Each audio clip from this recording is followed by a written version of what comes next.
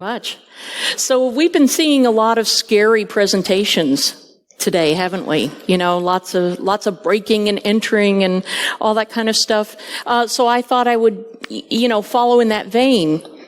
So the scary thing that I'm going to contribute is that Warren doesn't actually know what I'm going to talk about. He does not know. Could be anything. What do you suppose would scare a conference organizer the most? Let's think about this.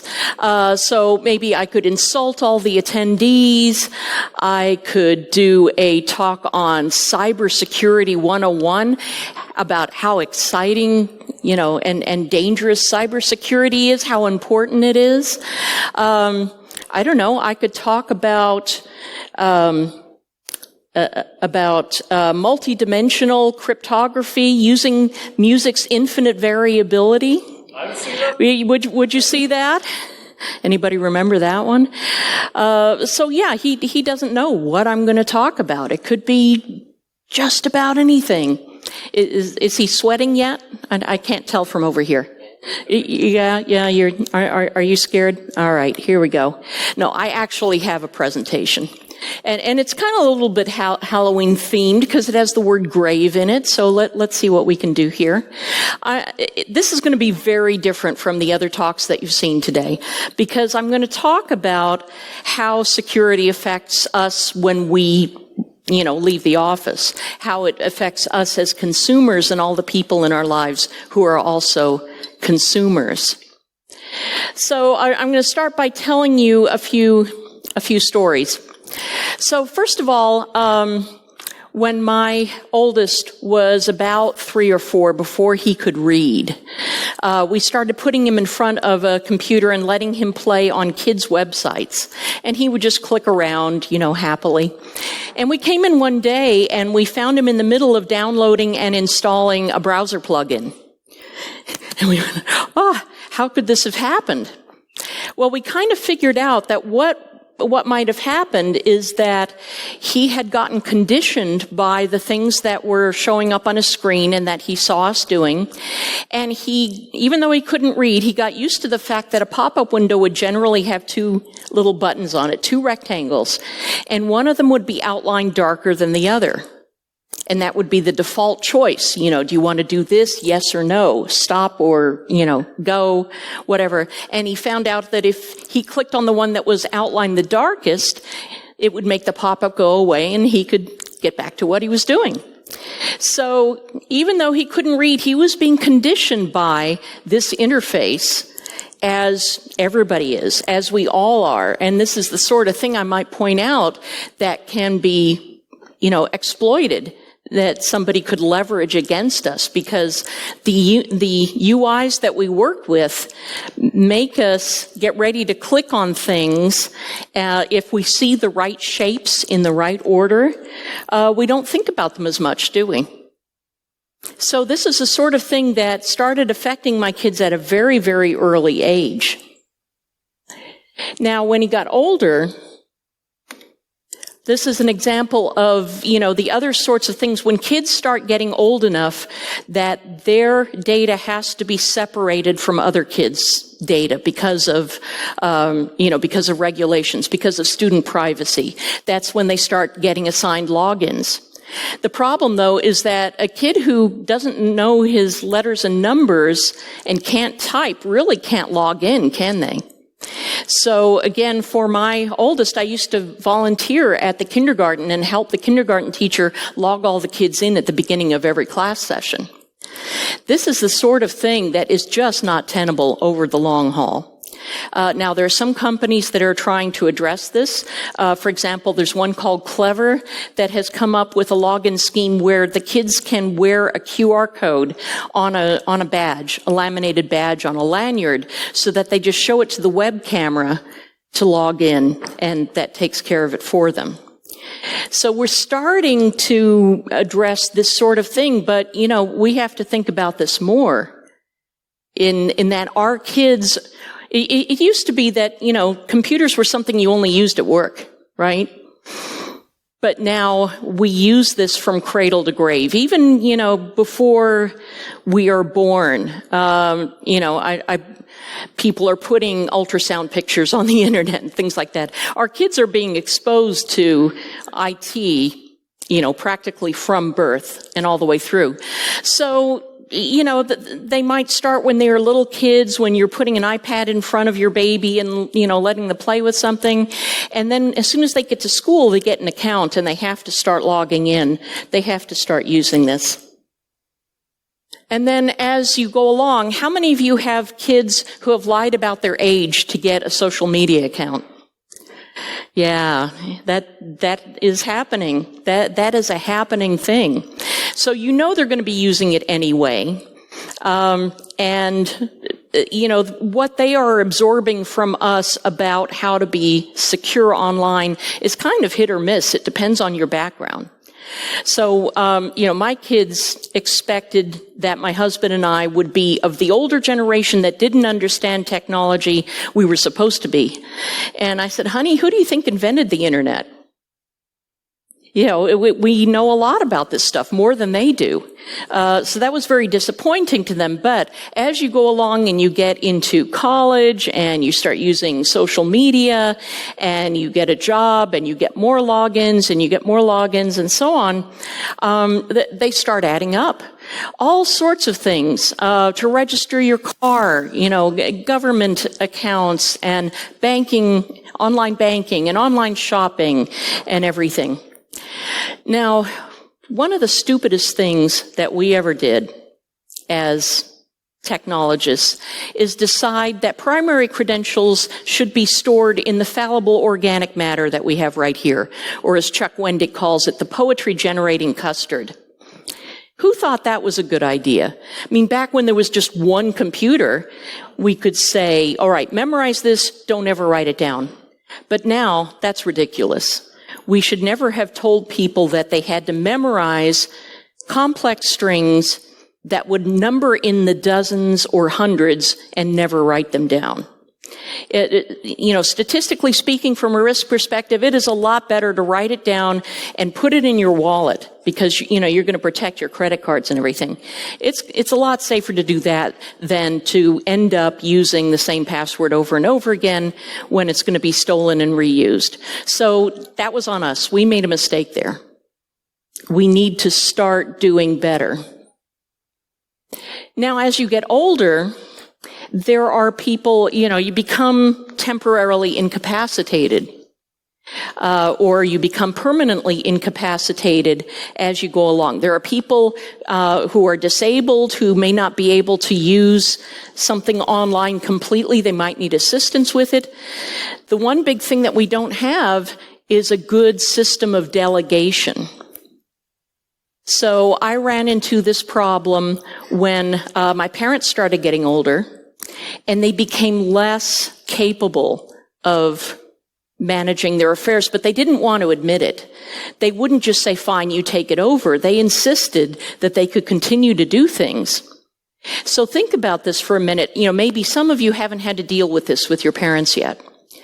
But if you yourself were hit by a bus tomorrow, and you have all of your life being managed online, how would you let somebody else do that for you? Especially if you're using two-factor authentication. How would somebody else do this for you? Do you have to tell them all of your passwords? Do you switch the 2FA over to their phone? Do you give them, the hard tokens? What if they are hundreds of miles away or thousands of miles away? How does that work? The delegation is a big problem. To go back to my oldest kid again, when he turned 13, I was informed by our pharmacy benefits provider that now that he was 13, he had to set up his own account and he had to give me permission to manage his prescriptions. And so I said, oh, he needs his own account? Okay. And I set up an account for him, with a separate email address because I figured they might check. But all of the authentication, demographic information that they ask for to make sure it's really you, I knew. Date of birth, I was there. So I set it all up. I logged in. I authorized myself. There we go. Went right back to it. So, this is the sort of thing that has not been very well designed yet, and we need to work on that. When my parents got older, when my father had a stroke, I had to break into his computer and break into his email accounts so that I could reset the banking passwords so that I could continue to pay the bills for my parents. So technically speaking, I probably violated the U.S. Computer Fraud and Abuse Act. But if you've ever tried to get access to something, not after they're dead, that's a little bit easier and it's not as much of a rush. But while they are still alive, but they're not capable of giving you what you need in order to get access. It's a good thing my father didn't believe in security, because I was able to log in and, he had cached his passwords and I was able to get in and all that kind of stuff. But if you think about this, what are we going to do about this in the future? I ran into another problem when I took over my parents' Gmail accounts, again, so that I could manage all of their shopping and their affairs for them. And I set up an alternate email address, because there's a function for that. I put my home address, which is Wendy@Nather.com, into the alternate address field for each of these Gmail accounts. And I figured it was, so that if I needed to reset something, I could get the reset email sent to my account. But it turns out that's not really what that alternate email address is for. Google wants to associate you with that email address so that you can send email from either one. So it identifies you with both addresses. And as a result, anybody who used Gmail who tried to email me at Wendy@Nather.com, and again, that's not a Gmail address. Yes, I run my own email server. Don't tell anybody. I'm not running for president, so it's all right. Anytime they would try to email me at Wendy@Nather.com, Gmail would say, "Oh, you mean Wendy's mother." Or, "Oh, you mean Wendy's father." So I would get an email, say, as part of my board of director duties for another organization, and it would have my email address, but it would have my mother's name as the full name on it. Now that's pretty creepy, especially after my parents passed away, and random strangers would be emailing me, and they would have my parents' name on it. There was somebody who was trying to contact me about some breach disclosure issues, and he didn't have my address, although he didn't realize it. He started typing my name into Gmail on his phone, and Gmail said, "Oh, you mean Wendy@Nather.com," and handily filled it in for him. And when it got to me, the name that it had attached was my parents' private nickname for me. Now that just gets you. That really gets you. So, I realized what was going on, and I tried to delete my email, from the alternate address, and I contacted Google, and I said, "This is a problem." And they said, "No, it's working as designed." And I said, "Well, you didn't explain fully what this was for and what was going to happen if I used it." And this is the other thing that we need to be able to do. I mean, I've been in IT for years, a really long time. And if I couldn't figure it out, that it was intuitive, what was going to happen when I did this, there are lots of people who can't do this. It used to be that, 30 years ago, when we were writing this stuff, it was a very small community, and we all had pretty much the same level of knowledge, the same background. So we could say, "Oh, that's intuitively obvious," or we could say RTFM. Because everyone was assumed to have the same level of knowledge. That's not the case anymore. We write for the world. We write for our friends, for our neighbors, for our teachers, for everything, for people in countries we've never seen. And wow. This is the sort of thing that we have to think about now. And we can't say these things are intuitively obvious. We need a way to explain to people in plain language, if you do this in our interface, this is what's going to happen. Here are the, ramifications down the line. Are you sure you want to do this? And we need to do this with delegation. I was able to set myself up as an alternate for my mother's banking account so that I could have my own account. So I could do that online, but in order to revoke it, I had to send a paper letter. What? That doesn't make any sense. So again, there is nothing that is consistent across the board that, everybody can figure out what to use and how to use this. So as this goes along and we go through our lives, we have to think about how are you going to delegate it and under what circumstances. At least in the United States, especially in Texas, there's something called a durable power of attorney. And you can sign it and give somebody else legal access to your manager affairs. And there are two ways that it can take effect. One of them is upon immediate effect. As soon as they sign it, you are, good to go. The other one is upon incapacitation. So that means if you want to get that power, you have to go and declare that person incapacitated legally, which can take months, and it will ruin whatever relationship you had with them. So it's much better, and it was much better for me to be able to have it take immediate effect and just be able to say to my mom, you look tired. Do you want me to just log in and take care of this thing for you? And she'd say, oh yes, thank you. And so I just did this more and more and more until she stopped asking, and then she passed away. But I was able to do that. So what do we really need here? We need something that goes across all of our accounts, all of our interactions with IT as consumers from birth to death. And, we don't have that today. This is something that I want to challenge everybody to work on. A secure intermediary that covers our digital lifespan. Again, it shouldn't have anything to do with your job because people move jobs. It should be something you can take with you all the time. It should be usable no matter how old you are. And we're starting to see the beginnings of these. We're starting to see password managers, which are the start of a programmatic interface that shields users from the malignant growth of passwords.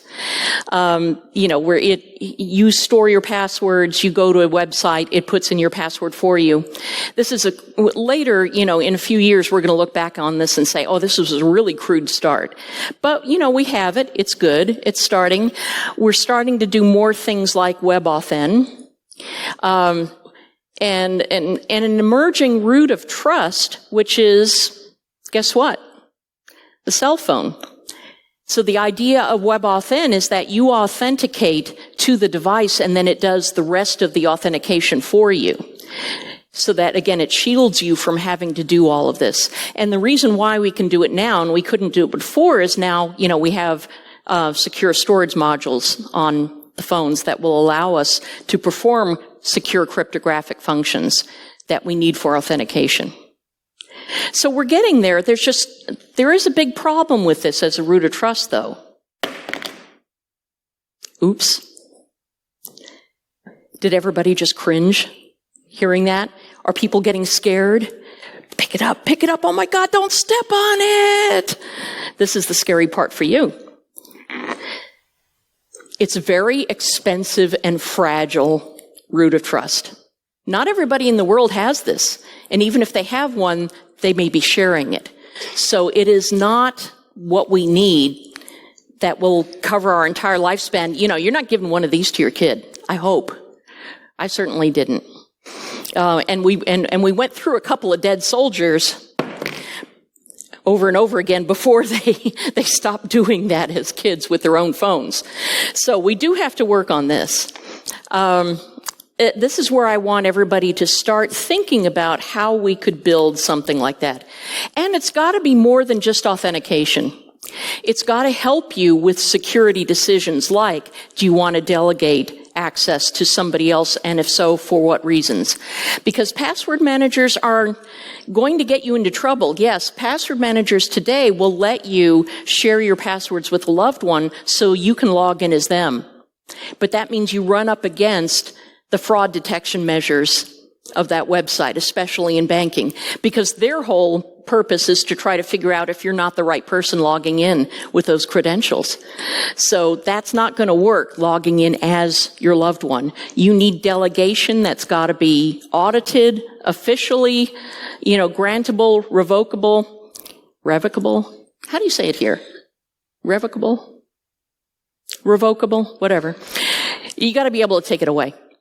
And it's got to be something that you can do with everything that you have. It's got to help you with privacy management, because nobody's going to read the EULA.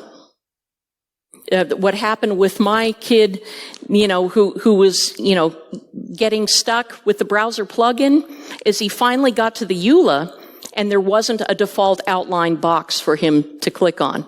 It was like agree and disagree or something like that. He couldn't read and he didn't know what to click on, so that's where he was sitting when we found him, and that's where he got stuck.